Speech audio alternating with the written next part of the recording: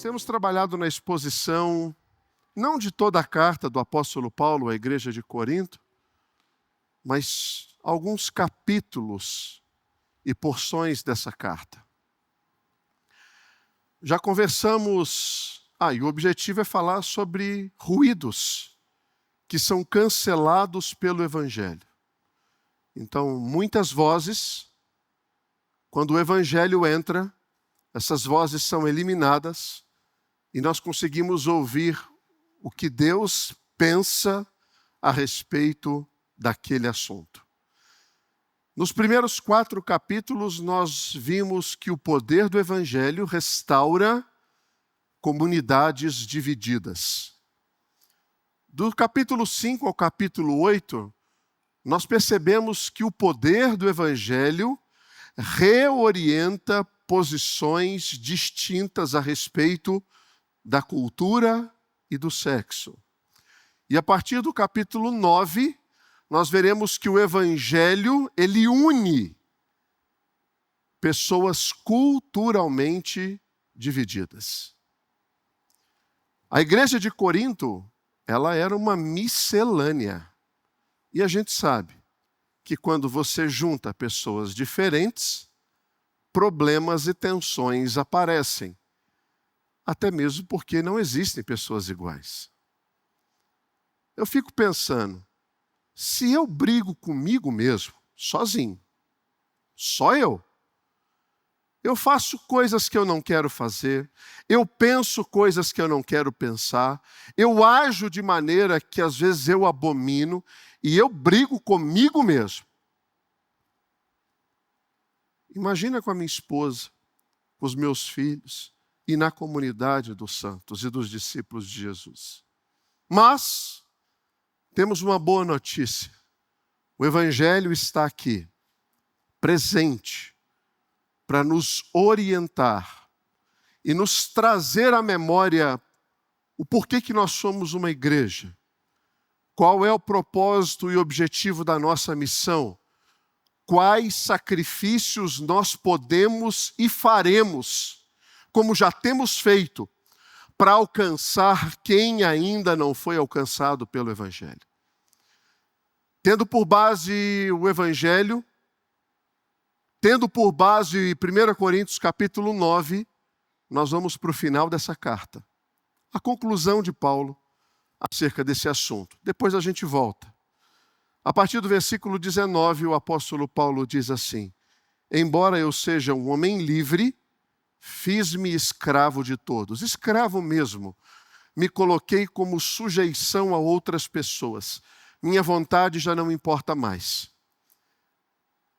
Eu já tenho a percepção de que a minha vida agora é pautada por um objetivo maior do que o meu próprio interesse, a minha própria preferência, o meu próprio prazer. Eu me fiz escravo de todos. Com qual objetivo? Levar muitos a Cristo. Quando o nosso objetivo é sublime, as nossas preferências não são tão importantes assim. Elas são menos importantes. Eu posso deixar de fazer muitas coisas que são direitos que eu tenho, com o objetivo de levar o Evangelho para muitas pessoas. Você pode fazer isso. Verso 20. Quando estive com os judeus, vivi como judeu. Vivi como judeus, para levá-los a Cristo. Como Paulo poderia viver como um judeu se ele era um judeu? Ele está dizendo que até mesmo a sua etnia e a sua cultura, ele poderia acentuar intencionalmente ou atenuar intencionalmente, conforme a necessidade do Evangelho. A continuidade do verso diz: quando eu estive com os que seguem a lei judaica, vivi debaixo dessa lei, embora não esteja debaixo dela.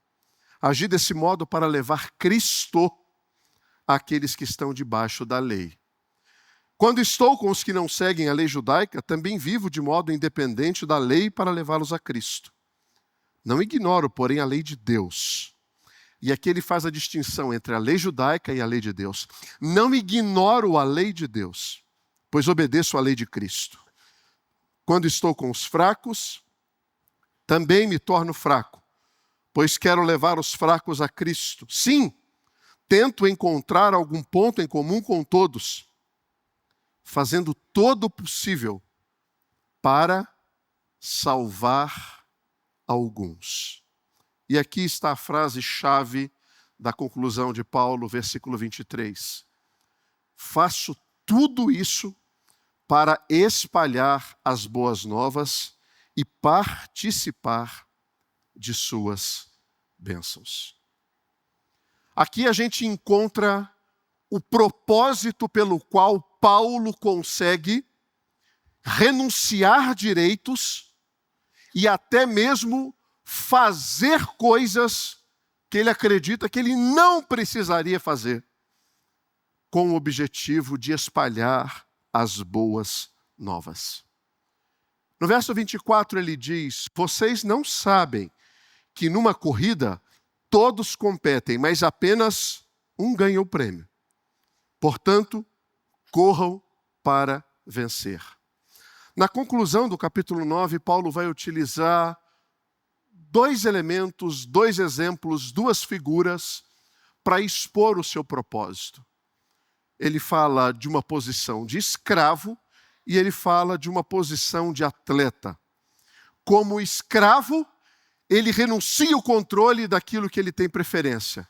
Como atleta, ele se livra de tudo o que impede para que ele vença. Eu renuncio e eu removo. Eu abro mão. E as minhas preferências já não são tão mais importantes assim. Mas por que Paulo está dizendo isso? O que de fato ele renunciou? Aí, se a gente for lá para o início do capítulo, nós vamos encontrar 3 renúncias que Paulo fez. Inicialmente, ele abre mão da comida e da bebida pelo seu trabalho. O versículo 4 diz assim: acaso não temos o direito de receber comida e bebida por nosso trabalho?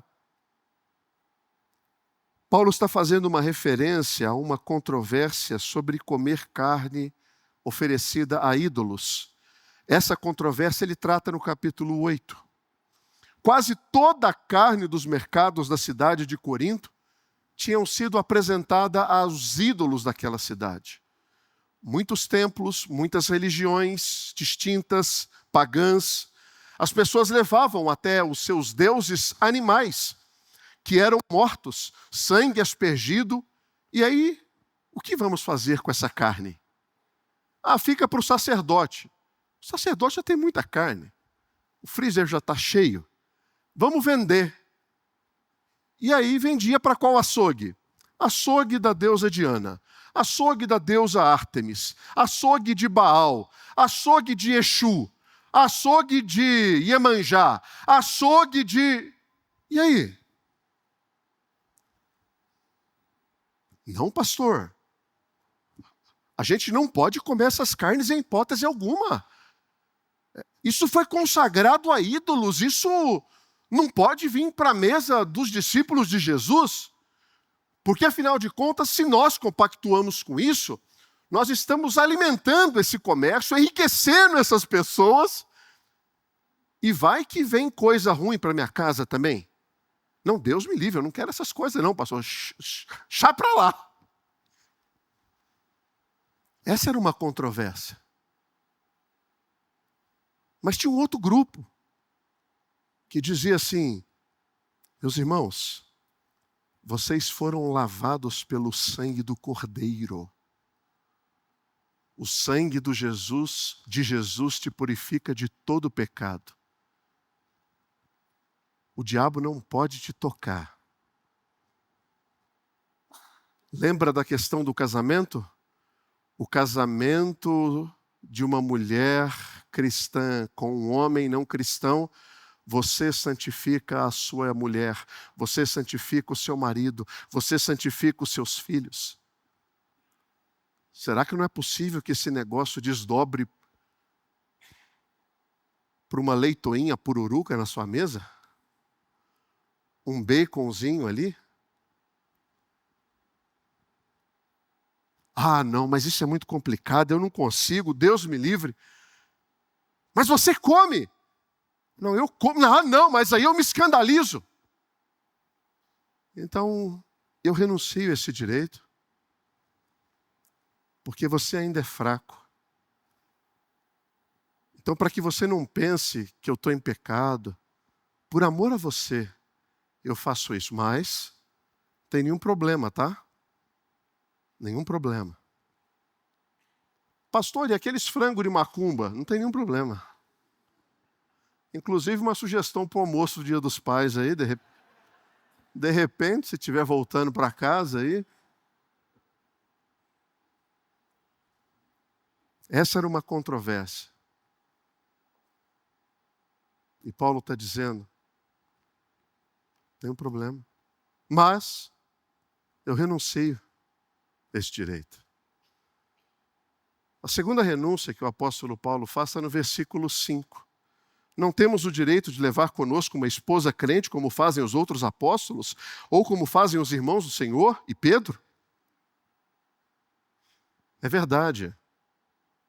Paulo poderia se casar, mas ele já tinha dito, eu não vou me casar. Eu quero ter mais liberdade para fazer o que eu faço, as viagens que eu faço, enfrentar os perigos que eu enfrento, os açoites que eu sofro, as perseguições, a prisão, a vergonha. Eu não quero colocar uma mulher nessa situação, eu não quero colocar filhos nessa situação, e como eu quero alcançar pessoas mais distante possível, aqueles que não conhecem o Evangelho, eu renuncio ao direito que eu tenho de me casar, por amor ao Evangelho. E aqueles que ainda não conhecem o Evangelho. Terceiro, ele tinha o direito de receber financeiramente pelas igrejas que ele tinha apoiado. Olha o que ele diz no versículo 6. Ou será que só Barnabé e eu precisamos trabalhar para nos sustentarmos? Fazedores de tendas. Versículo 12. Se vocês sustentam outros que pregam a vocês, não temos ainda mais direito de receber o mesmo sustento? O contexto do apóstolo Paulo, ele estava numa comunidade em que as pessoas tinham uma certa ideia dos sofistas muito equivocada. Sofistas eram as pessoas que ganhavam dinheiro por meio do ensino. E Paulo não queria ser associado a eles em hipótese alguma. Ninguém pode acusar o apóstolo Paulo de que ele é um oportunista do evangelho, de que ele está ganhando dinheiro da igreja, extorquindo irmãos por conta da missão que ele tem cumprido. Então ele diz, não quero. Eu tenho esse direito, não quero. Vocês não vão me dar um centavo, porque eu quero que a minha vida seja um exemplo para alcançar aqueles que não foram alcançados pelo evangelho. E aí o versículo 25, o apóstolo Paulo revela a grandeza daquilo que ele está fazendo e do que nós também podemos fazer. Porque no versículo 25 ele resgata o exemplo do atleta e ele diz, o atleta precisa ser disciplinado sob todos os aspectos. Todos. Ele se esforça para ganhar um prêmio perecível. Olha o contexto do apóstolo Paulo. Igreja de Corinto, próximo do Império Romano, envolvimento com toda a cultura greco-romana, Olimpíadas, estava tudo ali. Ele pega esse exemplo e fala, as pessoas não fazem de tudo para ganhar uma coroa por meio do seu esporte? O pessoal, sim, eles fazem isso. Aí ele encerra o 25 assim, nós, porém, o fazemos para ganhar o prêmio eterno.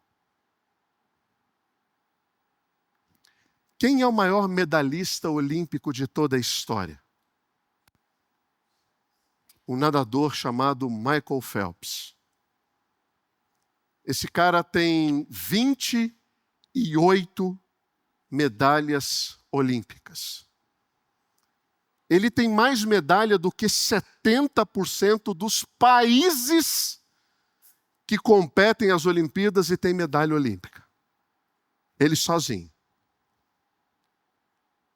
No auge do seu treino, esse homem nadava 19 quilômetros todos os dias.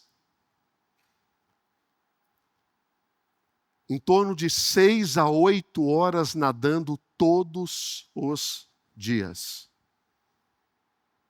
Por 5 anos, ele não falhou um dia sequer. Nem um dia.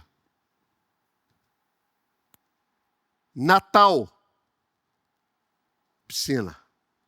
Ano Novo, piscina. Thanksgiving, piscina.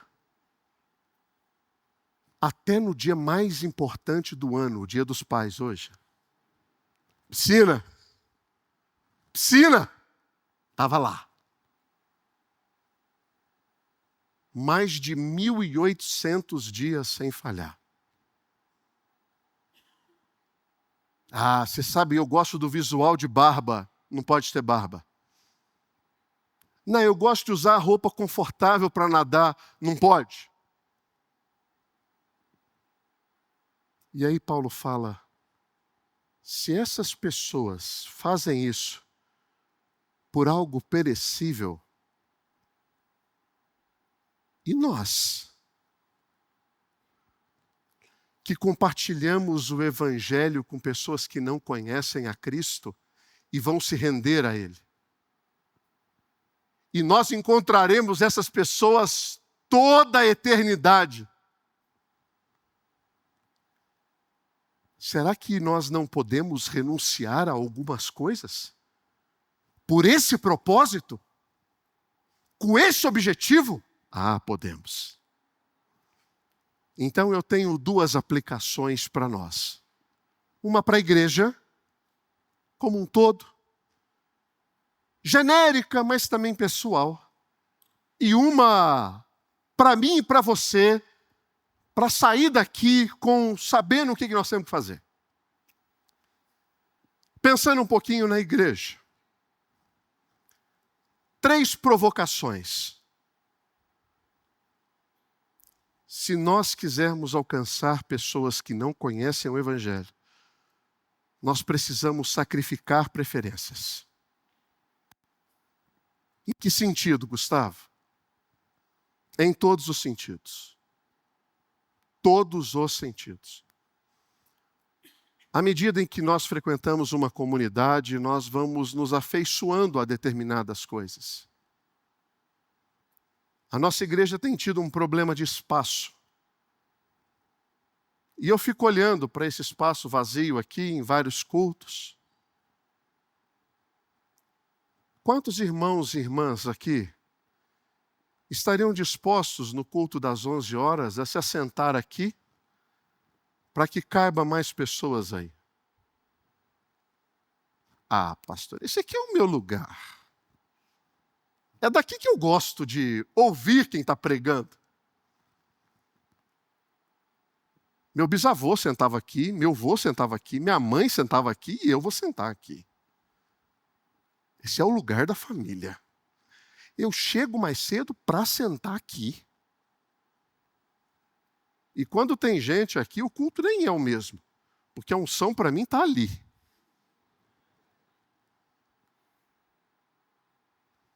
Preferências musicais.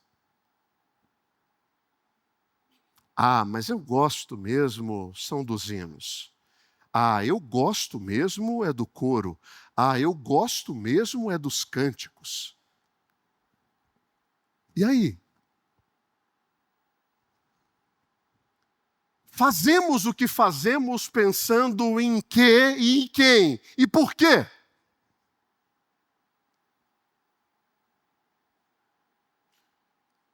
Invariavelmente, nós temos no nosso país dezenas, centenas de igrejas reproduzindo uma cultura de quando elas foram plantadas. Exatamente igual.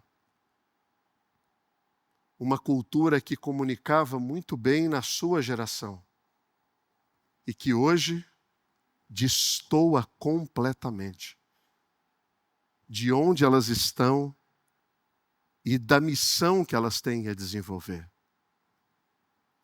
Existem coisas, meus irmãos, que são intocáveis.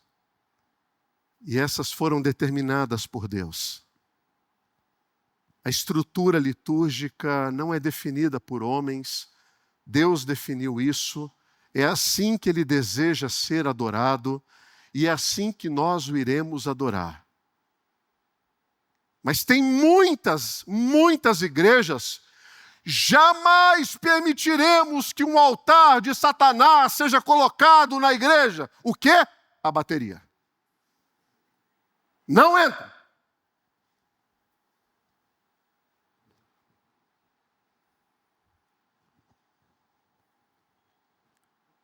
É um desafio para nós. Deus nos colocou aqui, nesse lugar, dentro de uma cultura, para que o Evangelho avance, sem jamais negociarmos o que é inegociável. Mas tem muitas coisas que a gente pode ajustar. Eu prego dali ou eu prego daqui? Eu prego assim ou eu prego assim? Bom mesmo era no tempo do reverendo. E aí?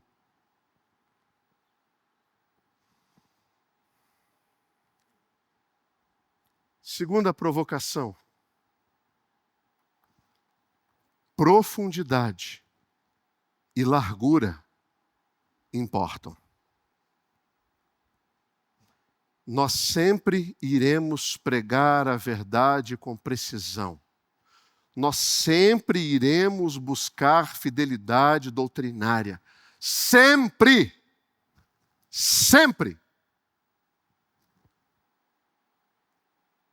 Mas nós não nos acostumaremos com uma igreja que não cresce, que não avança, que não alcança pessoas pelo poder do Evangelho, que não se mobiliza em missão, que não se mobiliza em adoração, que não se mobiliza em evangelismo, que não se preocupa com aqueles que não conhecem a Cristo. Não podemos nos acostumar com isso. Não podemos cantar, somos um pequeno povo muito feliz. Não podemos. Deus nos colocou numa cidade para o Evangelho ser relevante, e faremos isso. A maior desculpa das igrejas reformadas é: somos profundos. Mas a largura não depende absolutamente nada de nós. E não depende mesmo. Não sou eu que converto, não é você que converte, não é a música que converte, não é o coro que converte, não é a oração que converte, é o Espírito. Ele faz isso. E nós queremos trazer o maior número de pessoas que não conhecem o Evangelho para que o Espírito os converta. Nós cremos no poder do Espírito. Deus tem povo em todo lugar. E uma igreja intencionalmente que caminha nessa direção, colhe aquilo que o Espírito tem para produzir, para trazer.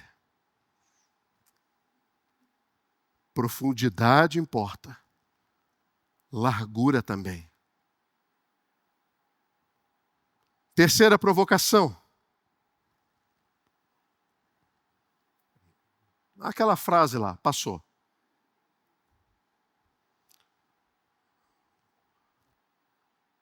Não queremos ser uma igreja étnica. Não queremos. Não queremos. Igreja é igreja. Igreja é embaixada da terra, do céu na terra. Seria muito mais fácil se Paulo, ao visitar a cidade de Corinto, identificasse a grande divergência cultural daquele lugar e dissesse assim: meus irmãos, eu tenho a solução. Do lado de cada cidade, nós vamos plantar a primeira igreja presbiteriana para judeus. E aqui, tranquilo. Os circuncidados entram, ninguém come carne de porco, está tudo tranquilo, resolvido. Mas nós vamos plantar também, do outro lado da cidade, a primeira igreja presbiteriana para gentios. E ali, bacon está liberado. Não vamos ter problemas. Meus irmãos, não sei quantos têm conhecimento. No hemisfério norte, na América, existem cidades que a mesma igreja tem 2 templos. Um de um lado da rua, o outro do outro lado da rua. Um só entra gente branca, o outro só entra gente preta. Não se relacionam, não se misturam. Como é que vai ser no céu?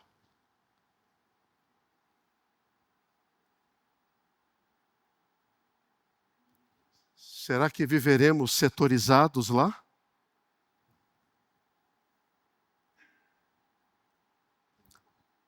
Se tem algo que provoca alegria no meu coração, é perceber o quão distinto é essa igreja no aspecto étnico e cultural. Eu acho maravilhoso. Eu acho maravilhoso que pessoas do Brasil inteiro são acolhidas aqui. Gente do Sul, Centro-Oeste, Nordeste, Norte, são acolhidos aqui. Gente que vem com as suas visões políticas mais distintas. Tem gente que pende para o lado de cá e está aqui no nosso meio. Tem gente que pende para o lado de lá e está aqui no nosso meio. Pastor, eu quero que você se posicione. Eu tenho o direito de me posicionar. Mas eu renuncio. Por amor a Cristo, por amor à igreja e por amor àqueles que Deus tem trazido para cá. E deixa eu dar um spoiler para vocês. No mês de setembro, nos 4 cultos da manhã, nós vamos dar uma pausa nessa série e vamos entrar com uma série chamada De Que Lado Você Está? De que lado você está? Fecha parênteses. Essas são provocações para a igreja. Que bom que você está aqui. Quanto mais diverso for a nossa comunhão na terra, mais a gente vai representar o que é o céu. Mais a presença e a realidade do céu estará representada aqui. Todas as tribos, todos os povos, todas as línguas, todas as raças, todas as nações diante do Cordeiro. Mas tem provocação também para você. E aqui eu queria que você que está nos acompanhando aí pela transmissão pudesse tirar um print da sua tela. Você que está aqui presente, tira uma foto. Eu vou mostrar aqui 6 perguntas divididas em 2 blocos para que a gente pense juntos a respeito disso. Primeiro, eu quero que você leve para casa, leve para a vida. Como a sua carreira pode contribuir para a grande comissão? Como? Como você, fazendo o que você faz, você se torna parte da grande comissão do Senhor? Como? Pastor, na minha profissão isso é muito complicado.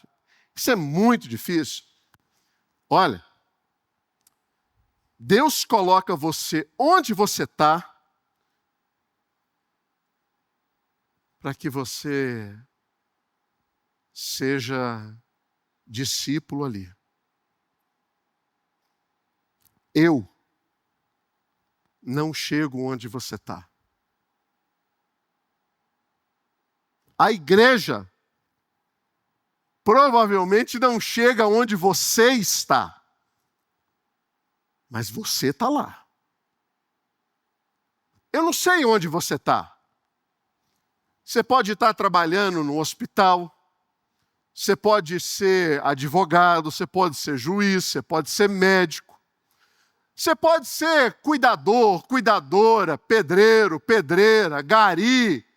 Eu não sei onde você está, mas eu sei que onde você está, você é parte da grande comissão. O evangelho está ali onde você está. Eu não chego. Eu não chego onde você chega. Mas você está lá. Você não precisa ser pastor para fazer parte da grande comissão. Você não precisa deixar tudo que você está fazendo para poder viver para a glória de Deus. Não precisa. Leve o evangelho para o que você está fazendo. O que você faz? Você atende pessoas de casa em casa? Nós temos um diácono aqui na igreja, que ele é fisioterapeuta, e ele atende um monte de gente em São Paulo inteira. E toda vez que ele encerra a sessão dele, ele fala assim: deixa eu orar por você. O que eu posso orar por você? Percebe? O que você faz? Porque quando você alcança pessoas nas áreas mais diversas da vida, elas vão precisar de uma igreja aqui, para acolhê-las, para recebê-los, para equipá-los, para amá-los, para serem cuidados. Você é parte disso. Segunda, como você usa o seu dinheiro? Ele revela o seu senso de urgência do evangelho. Se você soubesse, você não vai saber, tá? Porque a Bíblia fala que ninguém vai saber. Mas se você soubesse que Jesus voltaria amanhã, meio-dia, ele vem. Ele vai vir. Você olharia para as suas finanças e diria assim: eu investi no reino. Eu investi no reino. Olha aqui. Investir. Todo aquele montante guardado não vai valer mais nada. Tem que guardar, tem que pensar no seu futuro. Tá certo. Ninguém aqui é inconsequente. Mas você olharia para a situação e diria: eu investi com a urgência que o evangelho exige que a gente invista. Para alcançar os povos não alcançados, para enviar missionário para esses lugares, para sustentá-los com dignidade, para investir em muitos projetos, seja aqui em São Paulo, seja no Paquistão, seja em Mianmar, seja em qualquer lugar que o Senhor nos dê o privilégio de participar. Terceiro, você consegue criticar a sua própria cultura? O que eu estou querendo dizer com isso? Porque Quando quando nós nos tornamos muito envolvidos com algumas causas, a gente não consegue criticar muito a nossa cultura. Você consegue olhar para a sua igreja e perceber assim, o que poderia ser mudado para que pessoas sejam alcançadas pelo Evangelho? A sua igreja local, aqui.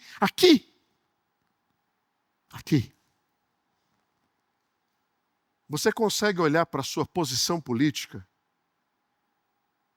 e criticar o seu posicionamento político?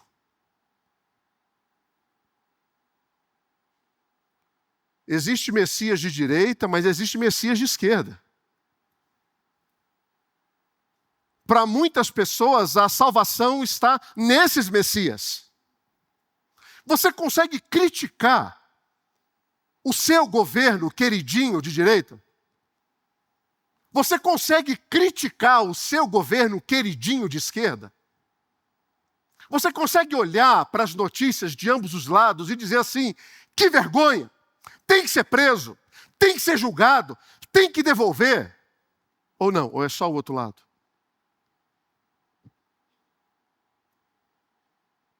Porque se você não consegue fazer isso, o seu Deus foi revelado e o Evangelho foi comprometido. Porque quem não consegue criticar a própria cultura, não consegue ver beleza na cultura do outro. Não consegue. E o que você pode viver os próximos dias e quem sabe essa semana? Que opinião você precisa moderar para não virar distração ao Evangelho? Olha para a sua vida. Olha para a sua vida. Ontem eu encontrei amigos de infância que eu não os via há muito tempo. 4 amigos de infância. Nós nos conhecemos há pelo menos 40 anos. E para um deles eu perguntei assim, e o seu irmão, como é que ele está? Ele disse, você não sabe. Já tem 8 anos que nós não sabemos onde ele está. Como assim?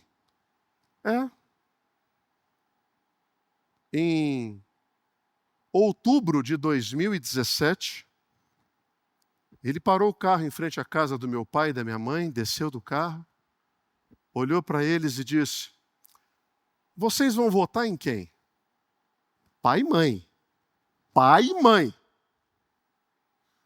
Aí o pai e a mãe disse em quem eles iriam votar. Vocês não me são úteis. Ele entrou no carro e sumiu. Sumiu. Tem 8 anos que ninguém tem notícia por voz dele. O pai morreu, a mãe está com demência e ele segue a vida. O que na sua vida tem sido empecilho para que o Evangelho alcance pessoas? Será que as suas redes sociais revelam o seu amor maior do que o Evangelho?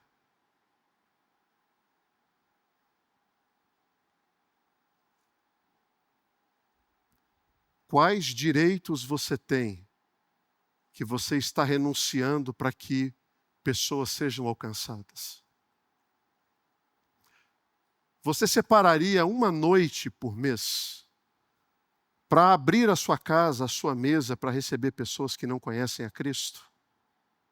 Uma vez por mês. Um vizinho, alguém do trabalho, uma colega da academia, alguém do colégio, que os seus filhos têm amizade. A mesa é um lugar poderoso para compartilhar a fé. Quem sabe você não abre a sua casa, o seu santo dos santos, para receber pessoas para falar acerca do Evangelho. Por fim, quem você poderia convidar para ler a palavra com você? Quem? Escolha uma pessoa. Escolha alguém. Alguém do colégio. Alguém do trabalho. Alguém do condomínio. Alguém. Se ofereça como instrumento de levar a vida para essa pessoa. Ah, Gustavo, eu amo o meu conforto, eu amo o meu país, eu também. Mas nós precisamos amar mais o Evangelho. Mais o Evangelho. Permitir que o Evangelho conforte ou confronte a minha própria cultura e a gente leve conforto àqueles que não têm conforto. Olha o que Paulo diz no versículo 25. Ele se esforça para ganhar um prêmio perecível, uma medalha, uma coroa, um valor em dinheiro, uma menção no livro dos Guinness, qualquer coisa que ninguém vai lembrar daqui a 200 anos. Eu estou sendo bem generoso, né? Mas nós o fazemos para ganhar um prêmio eterno. Igreja de Vila Mariana, corram para vencer. Vencer o quê? Levem o Evangelho. Levem o Evangelho. Não tratem o evangelismo como um cumprimento de um evento semanal. É vida. Leve o Evangelho. Faça isso pelos perdidos. Faça isso por aqueles que estão na sua vida. Olha para mim. Se você está aqui hoje e não tem convicção da sua relação com Cristo Jesus, do seu posicionamento com Jesus, se Ele é mesmo o Salvador da sua vida, quem sabe hoje não é o dia para você entregar a Ele o seu coração. Dizer para Ele: Senhor, tudo que é em mim, eu te entrego. Salva-me, Senhor. Salva-me.